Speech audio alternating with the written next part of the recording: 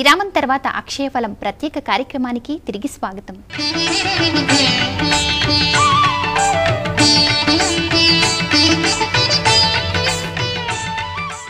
మరి సింహరాశి వారు చాలా అదృష్టవంతులు. లక్ష్మీ కటాక్షం వారి వశమవుతుంది. మరి కన్యారాశి వారు కూడా లక్ష్మీ కటాక్షం లభించాలంటే వారేం చేయాలో కూడా చెప్తారా? సూర్యనారాయణ మూర్తిని తప్పనిసరిగా పూజించుకోవలసినటువంటి ఆవశ్యకత కన్యారాశి వారికి దక్కుతుంది. దేవుణ్ణి ఆరాధించే అవకాశం మనకి తొందరగా రాదు. కొంచెం గ్రహదోషం ఉంటే కొద్దిగా ఆరాధిస్తాం మనం. అష్టమంలో రవి ఉచ్చును పొంది ఉన్నటువంటి స్థితిలో కన్యారాశి వారికి ఎప్పుడు కూడా అలాగే వస్తూ ఉంటుంది. ఆ బాధను తొలగించడానికి గురువీక్షణం కన్య మీద పడుతోంది. సూర్య భగవానుడి యొక్క స్తోత్రం చదవటం ద్వారాగా కన్యారాశి వారికి బంగారము అలాగే భూములు ఇవన్నీ కూడా కలిసి వస్తాయి. ప్రధానంగా కన్యా అనగానే ఆకర్షించే రాశి కాబట్టి వ్యాపార యోగం చాలా చక్కగా ఉంటుంది. చంద్రుడి యొక్క స్థితి రాజ్యకేంద్రంలో ఉండటం వల్ల ఈ సంవత్సరం సుఖము, మంచి భోజనము, మంచి ఆనందము అనుభవించే యోగం ఉన్నది.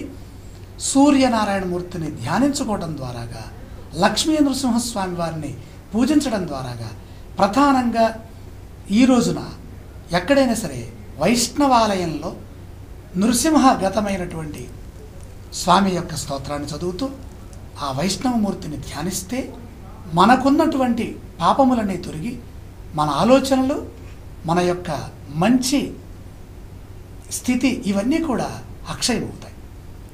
తులారాశి వారు మరి దైవ దర్శనం కూడా చేస్తే బాగుంటుంది కదా, మరి వారు ఏ విధమైన ఆలయాలకు వెళ్తే బాగుంటుంది, ఎటువంటి పూజలు చేస్తే బాగుంటుందో కూడా చెప్తారా? తప్పకుండా. భాగ్యంలో చంద్రుడు ఉండటం జరుగుతుంది.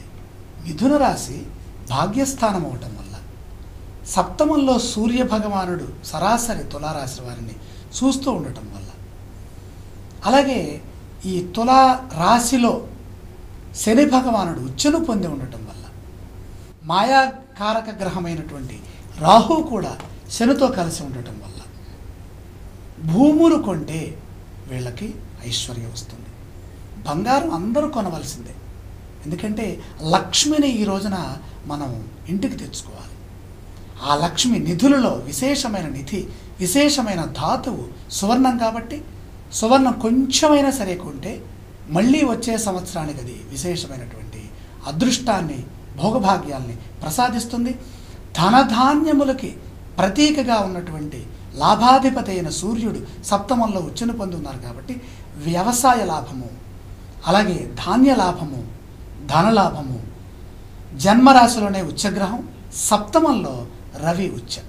తండ్రి కొడుకులు ఏకకాలంలో ఉచ్చును పొంది ఉన్నటువంటి శుభస్థితిని పొందే యోగం తులారాశి వశమవుతోంది.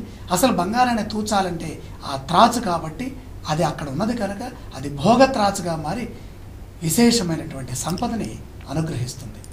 శంకరమంచి గారు, మరి బంగారం యొక్క విశిష్టత చెప్పారు. మరి బంగారం మాత్రమే కొనాలా, మరేదైనా కొనవచ్చు కదా? ఆ వివరంతో పాటు మరి వృశ్చిక రాశి వారి గురించి కూడా చెప్తారా? ప్రధానంగా ఈ అక్షతృతీయ పండగ ఆభరణాల పండగ, ఆడవారి పండగ. మరి మగవారు కూడా బంగారం కొనుక్కోవచ్చు, మెల్ల వేసుకోవచ్చా అంటే బంగారం కొనవచ్చు, కానీ మెల్ల వేసుకొని తిరగమని అక్షతృతీయ నాడు భాగ్యంగా చెప్పటల్లా. అసలు భాగ్యము భోగం అంటేనే స్త్రీ. ఇంట్లో చిన్నపిల్లలు, భార్య, తల్లి, గురుపత్నులు. అసలు భాగ్యం అంటే అర్థం ఏమిటమ్మా? స్త్రీ, మహిళ. ఈ మహిళని అలంకరించుకునే రోజు ఈ రోజున. అందుకని ఈ రోజున మనం ఒక గిఫ్ట్గా బంగారం కొని కనుక కుటుంబ సభ్యులకి ఇస్తే, చెల్లెళ్ళకి, అక్కలకి, అలాగే కుటుంబ సభ్యులకి, ధర్మపత్నికి, ఇలాంటి వాళ్ళకి ఇస్తే, లేదా బ్రాహ్మణులకి దానం చేసిన, గురువులకి అది సమర్పించిన, దైవారాధనలో సమర్పించిన చాలా విశేషం. వృశ్చిక రాశి వారికి షష్ఠ స్థానంలో సూర్యుడి యొక్క శుభస్థితి, సప్తమంలో శుక్రుడి యొక్క శుభస్థితి విశేషంగా యోగిస్తుంది. మానసిక శాంతి తగ్గే అవకాశం ఉంది అష్టమంలో చంద్రుడు ఉండటం వల్ల. ఎక్కడైనా ఒకటే సమస్య, అష్టమగతమైనటువంటి గ్రహాలు, ద్వాదశగతమైన గ్రహాలు ఈ సందర్భంగా జాగ్రత్తలు తీసుకోవాలి. కాబట్టి ఇక్కడ అష్టమ చంద్రుడు ఉన్నాడు కనుక విష్ణు సహస్రనామాన్ని చదివితే ఆయన బావుమృది కాబట్టి విష్ణువుకి అనుగ్రహిస్తారు. చెల్లెల యొక్క సుఖాన్ని అనకోరతాడు కాబట్టి వృశ్చిక రాశి వారికి చంద్రుడు అనుగ్రహించాలంటే చంద్రకిరణాలు మనకి ప్రసన్నంగా రావాలంటే విష్ణు సహస్రనామం చదువుకుంటే ఈరోజు కొన్నటువంటి బంగారం మంచి ఫలితాలను ఇస్తుంది, సౌందర్యాన్ని, శోభని, అలంకారాన్ని అందిస్తుంది. శంకరమంచి గారు, మరి ధనువు రాశి వారి యోగాల గురించి కూడా చెప్తారా? మరి ధనుస్సు రాశి వారికి విశేషమైన యోగాలు ఉన్నాయమ్మా. పంచమ స్థానంలో సూర్య భగవానుడు వచ్చాడు, సక్షేత్రగతుడైనటువంటి శుక్రుడు షష్ఠంలో ఉండటం, అలాగే సప్తమంలో చంద్రుడు యొక్క దృష్టి చాలా విశేషమైందండి. చంద్రుడికి ప్రత్యేక దృష్టులు లేవు. ప్రధానంగా చంద్రుడు చూచేటటువంటి రాశి ధనుస్సు రాశి. ధనుస్సు రాశి వారికి ఏకాదశంలో కూడా శని ఉండటం వల్ల అష్టైశ్వర్యములు, 8 రకాల ఐశ్వర్యాలు ఉన్నాయి. క్షేమ, స్థైర్య, ధైర్య, విజయ, ఈ 4, అభయ, ఆయు, ఆరోగ్య, ఐశ్వర్యం. ఈ 8 రకాలైనటువంటి ఐశ్వర్యములు ధనుస్సు రాశి వారికి అష్టసిద్ధుల రూపంలో, నవనిధుల రూపంలో. ఎందుకని? ఎక్కువగా ఇచ్చేవాడు శని. ఎవరైనా సరే ఎక్కువగా ఇస్తుంటే ఆపేవాడు కూడా శని. శని ఇక్కడ లాభంలో ఉన్నారు కనుక ధనుస్సు రాశి వారికి పంచమ బృహస్పతి భాగ్యాధిపత్యంతో ఉన్న కారణం చేత పిల్లల పేరు మీద కనుక బంగారం కనుక కొంచెం కొని వాళ్ళకి ఇచ్చినట్లయితే, కొంటం అంటే ఏదో కొని ఒక బెళ్ళ కొని బీరువాలో పెట్టడం కాదు, వాళ్ళు ఏదో ఉంగరమో లేకపోతే ఏదో ఒకటి వాళ్ళ శరీరం మీద. బంగారం అసలు శరీరానికి ఎందుకు పెట్టాలి? ఈ శరీరం మలమూత్రముల్ని ధరించి ఉంది కాబట్టి దేవతా సమయాల్లో మంచి పనులు చేయడానికి ఇది శుద్ధి కావాలి కనుక పవిత్రంగా ఉండటం కోసం బంగారాన్ని ధరించాలి. ధనుస్సు రాశి వారికి విశేషమైన శుభాలు కనపడుతున్నాయి. శంకరమంచి గారు, మరి అందరూ బంగారం కొనాలి అన్న ధ్యాసే తప్ప మరి ఇంట్లో పూజ చేద్దాం, దైవారాధన చేద్దాం అన్న ధ్యాసను పక్కన పెట్టేస్తుంటారు కదా. మరి వాటి గురించి చెప్తూ మరి మకర రాశి వారి గురించి కూడా వివరంగా చెప్తారా? దైవారాధన చేయడానికి చాలా పండుగలు ఉన్నాయి తల్లి.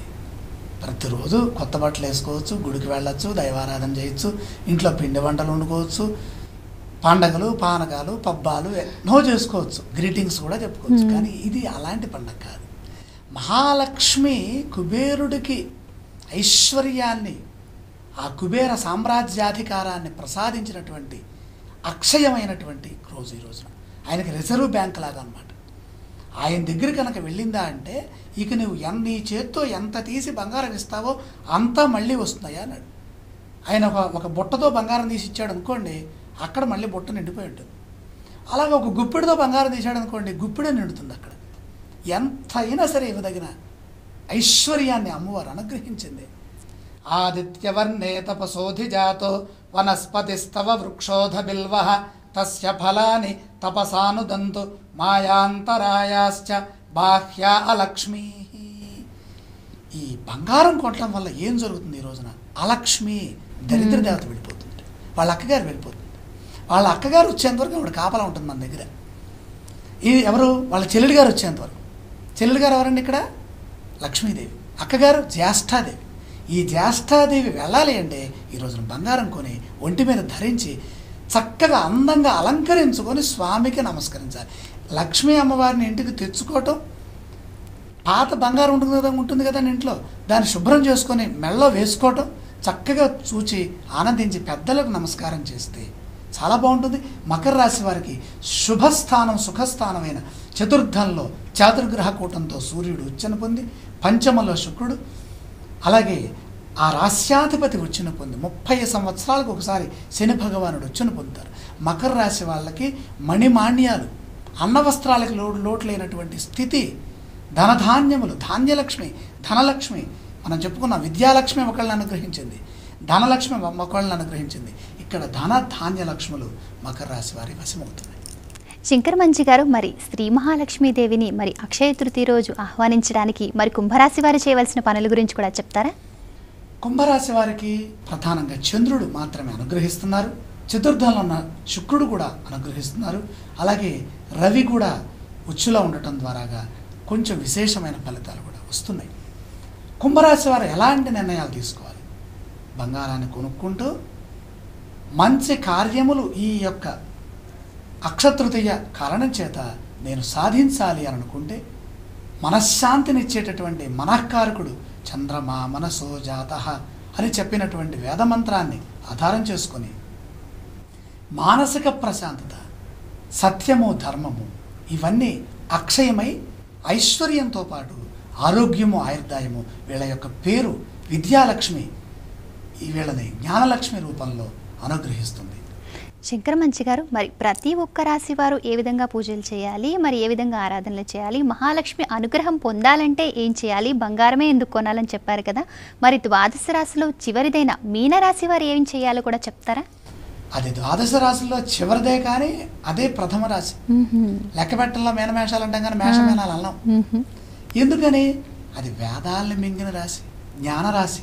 జ్ఞానరాశికి చక్కని ధనస్థానంలో, వాక్స్థానంలో సూర్యభగవానుడు చ్యును పొంది చతుర్థంలో చంద్రుడు చేరున్నాడు.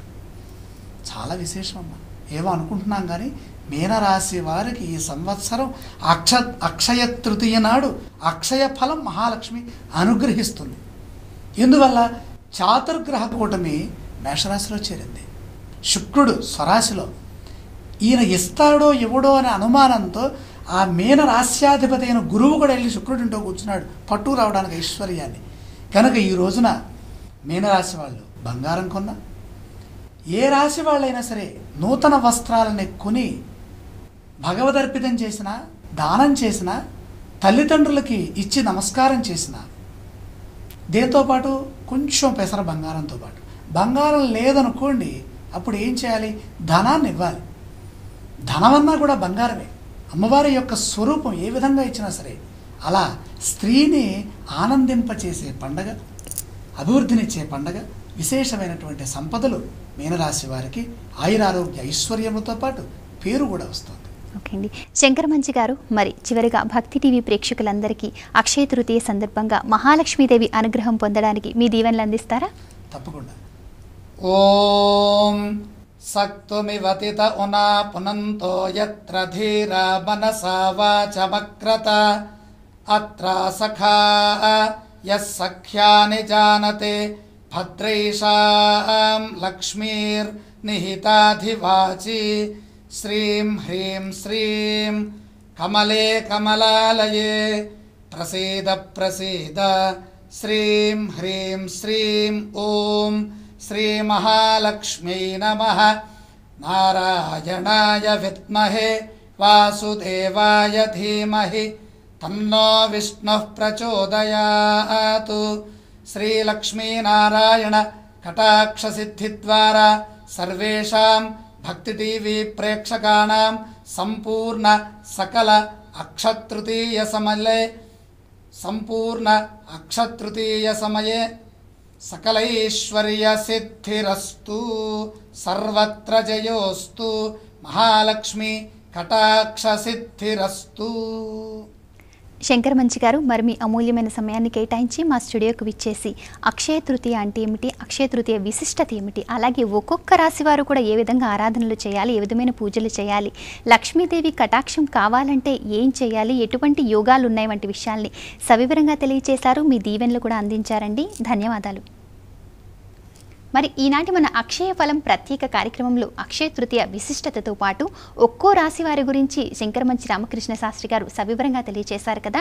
మరి వారు చెప్పిన విధంగా మీరు పూజలు ఆచరించండి, ఆ మహాలక్ష్మీదేవి అనుగ్రహాన్ని పొందండి. అలాగే ప్రతి ఒక్కరికి కూడా మరి అష్టైశ్వర్య ప్రదాయిని అయిన మహాలక్ష్మీదేవి అనుగ్రహం ప్రసాదించాలని మరి భక్తి టీవీ మనస్ఫూర్తిగా ఆకాంక్షిస్తోంది. ఇది ఈనాటి అక్షయ ఫలం ప్రత్యేక కార్యక్రమం. మరొక కార్యక్రమంలో మళ్ళీ కలుద్దాం. అంతవరకు సెలవు. నమస్కారం.